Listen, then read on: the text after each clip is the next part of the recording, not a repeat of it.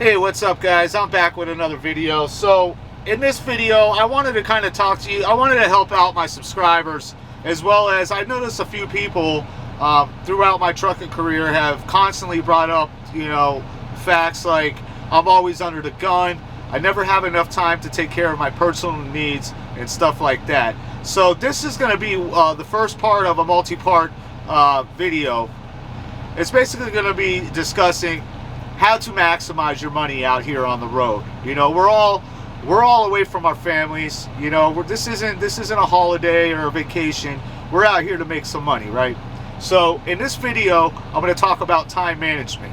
Now it's real hard not to talk about clock management or trip planning when you're talking about time management. And it's the same thing when I'm talking about any of those other subjects. They all intertwine together to basically complete the mission. But once again, in this video for you guys, I'm going to be talking about time management. So time management starts as soon as you get your load, right? Now let's say you have a 1,000-mile load. The way we do it here in Melton, right, is we'll take that 1,000 miles and we'll divide it by 50. The reason why we divide it by 50 is because we're going to say that we're averaging 50 miles an hour. That 50 miles an hour, even though I can do 65 in my truck, that 50 miles an hour accounts for traffic, it accounts for my 30-minute mandatory break, my fueling, and it depends on how heavy the traffic is and stuff. And it might account for maybe a 15-minute break or whatnot. It just really depends on how you're moving. But it really just accounts for your 30-minute break. Let's say that, okay? So on a 1,000-mile load that I'm going to use for an example, right? If you divide that by 50, you're going to come up with 20 hours, right? Well, assuming I got a full clock or I got the hours to work, to run, to make those 20 hours, what we're going to do to figure out the 10-hour reset and basically the overall time that it's going to take me to get from point A to point B is you take, for every 10 hours of drive time, you got to add another 10 hours because you're doing your 10-hour reset. So if I got a 20, if my trip is going to take me 20 hours to get from point A to point B, it's going to be 40 hours total for the trip, because like I said, for every 10 hours I'm doing a 10-hour reset. So 20 plus 2 10s, that's 40 hours, right? So here's where the problem comes in is, and this happens, and I've done it myself, and I learned the hard way, and I'm still learning, okay? But this is where the problem comes in. You guys, we get our load sent to us, right? We just got unloaded, and as soon as we get it, we do that formula, right? So I'm like, okay, I got 40 hours. Well, 40 hours from this time, I should be here. I should be there. Today's Monday. I'll be there Wednesday by noon. Okay, and if that's true, okay, that's your 40 hours. That's where you land. You'll be there at noon. But that's not accounting for anything. Okay, what you guys aren't factoring in is a bunch of stuff that it just takes experience. That's why people don't like talking about these subjects, because it's not black and white. That's why they don't teach it to you in orientation, because it's not something that can really be taught. It's all based off of experience, right? So if you send to your DM, I'll be there in 40 hours, but are you going through major cities? What time are you going through these major cities? And this, like I said, it's hard to talk about time management without trip planning, and this is where trip planning comes in. You got to know what time you're going to be going through these major cities. Can I get around these major cities, right? So you're not giving yourself any time to take care of your personal needs, such as taking a shower. Just even, I've heard people complain that they barely even have time to stop and get food. They feel like they're under the gun. And I've been there. You're pulling into the truck stop real quick. You're fueling up, and then as soon as you fuel up, you're running in there. You're trying to grab some, grab a value menu from a value deal from McDonald's, and you don't even sit there and eat it. You haul ass, and you're back on the road trying to eat and drive at the same time, or whatever you do, or you pull off on the side of the shoulder throw it down your throat and hurry up and move on, and you're killing yourself out there. You're killing yourself. So I'm going to tell you how you do this, right? So you got to know your loads. It all starts with your loads. Now here at Melton, and I'm sure it's the same at other places, you know, we have, you know, and I'm going to walk on eggshells with this topic here, but we have what we call first come first serve loads. You'll see it. It'll say FCFS, you know, and they'll even tell me what time they're open till that day, right? So my appointment may say 8 o'clock. I need to be there on Thursday, but it'll say first come first serve to 1600, right? So I do that same math, and I'm like, oh, okay, well, I can be there, you know, I could be there Thursday at 0800 with the you know, the formula that I just told you guys. But the difference is before I even tell them what my arrival time is going to be, I already factor in my breaks. So if I know, say it's going to be a 2-day trip, say I know I got to stop and take a shower tomorrow, right? So I'm going to need about 30 minutes, 45 minutes to run in there and do that. And then I'm also going to need, you know, let's say time to take a 30-minute break on top of my mandatory 30, right? So all I'll do is just tack on an extra hour or two. So in that 1,000-mile example trip load that I was giving you guys as an example, you know, we came up with 40 hours. Why not make it 42, right? And it's as simple as that. You say 42, so instead of originally saying, hey, I'll be there Thursday at 8 in the morning, you just say, hey, I'll be there Thursday at 10 in the morning.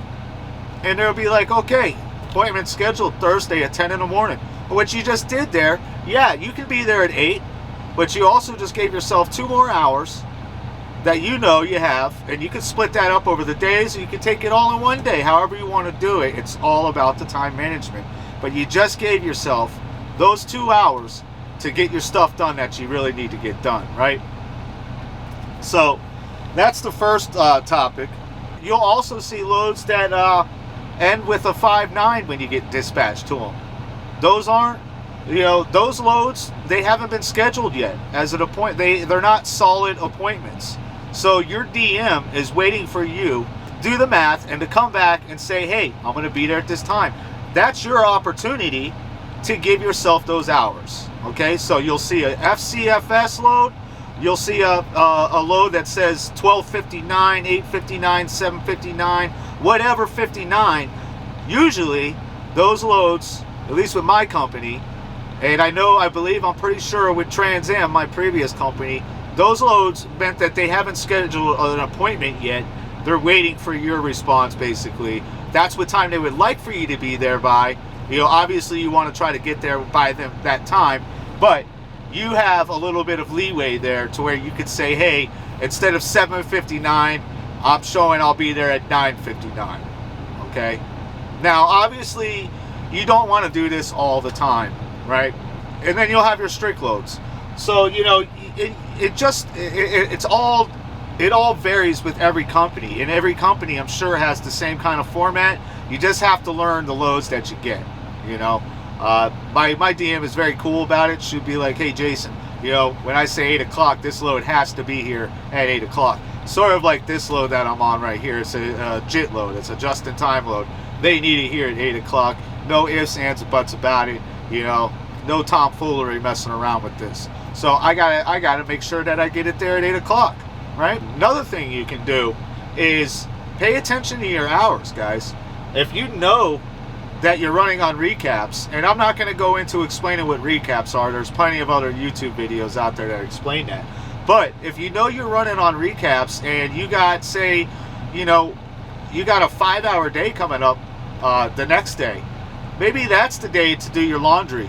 You know, I always try to find a day like those to do my laundry. I'm in the flatbed division, so I know if I don't have a load that's taking me all the way through the weekend, you know, usually, and even if I do, usually the place doesn't open up until Monday. Like the load I'm currently on, I'm sitting here. I've had all day. I drove for like 6 hours today on Sunday, and I drop in the morning, Monday morning at 0800. But you know, I've been down since 1 o'clock, 12 o'clock in the afternoon today. I could get my grocery shopping. Excuse me. I could get my grocery shopping done. I could get my laundry done. You know, I could take a shower. I could clean my truck. I could do stuff around my hours. So just know what your hours are. You know, pay attention to your clock. Always, every morning before you roll, look at how many hours you got left on your clock. You know, and that's another thing. If you're low on hours, tell your DM. You know, before you. Sometimes these planners, they're not paying attention to the hours that you got. They got to deal with so many drivers that they're just not paying attention to your hours. So you might not have a load that you can even run. You got to be on top of your hours that you're getting back and the hours that you have. Okay. Another thing I do, you know, I'll shower. So sometimes I'll shower at the truck stops, you know, in the morning. So the way I do it, and this is what I'm going to finish up with here, okay? So, you know, you only go to truck stops to fuel and shower. So the best thing that I recommend you do, which I'm sure, you know, you're going to learn early on in your trucking career, that, you know, when you go to fuel, you need to be, that's when you do your 30-minute break. Don't go fuel and then go right around the corner and take a 30-minute break. Unless you got the time on the load and that's your deal and you want to run like that. But you're not going to make money doing stuff like that, you know? So what I do is, you know, sometimes they'll send me a what is it called? Fuel. They'll send me a fuel thing, right? Telling me where to go. These don't always fall in line with my schedule. So sometimes they'll say, hey, you need to fuel up in Rawlins, New Mexico. But when I wake up and I start rolling, that's only an hour away. Why would I drive for only an hour and then go fuel, which I know I'm going to kill 30 minutes at least doing that, and then go drive for another 2 hours and then have to do another 30-minute break to get all my hours back? No. What you do is you put in another fuel request. So you find out where you got a fuel that's going to be at least 3 hours from when you start rolling that day. Find the city, you know, and say, hey, look, I need to fuel here. I'm not going to fuel there, right? So be in control of your fuel solutions. That was the word I was looking for, fuel solutions. Be in control of your fuel solutions. If they don't add up, tell them you want another one and tell them the city where you want to fuel at, you know? And only go to these truck stops to fuel and shower and do laundry. There's no need to be pulling into a truck stop just to eat, you know? Keep food on your truck. Keep food on your truck, unless you have the time.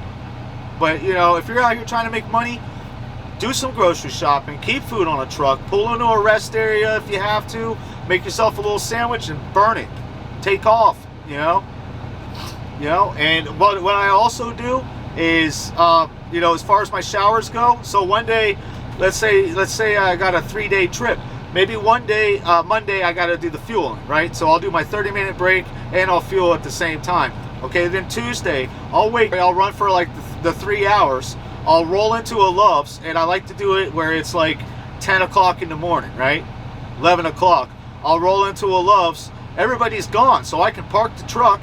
I can run in. Now, this is a day I don't have to fuel. I can run in real quick, take a shower. Yeah, it might take 45 minutes, okay?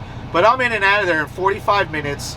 I've already done my 30-minute break that I was required to do, and I hit the road. So now I've taken care of a shower, and I fueled the prior day, and then the next day I'll have to fuel again.